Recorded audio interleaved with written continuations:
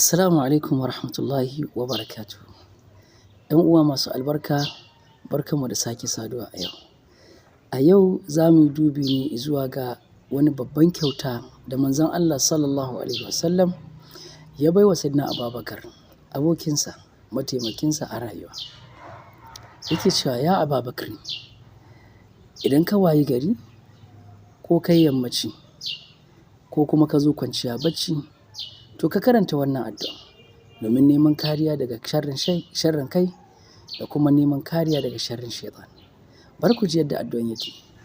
Manzo Allah ya karanta masa ya ce, Allahumma alimul ghaibi wa shahada, fatiras samawati wal ard, rabba kulli shay'in wa malika, ashhadu an la ilaha illa anta, a'udhu bika min sharri nafsi wa min sharri shaitan wa shirkihi wa an aqtarifa ala nafsi su'an aw ajrahu ila muslimin.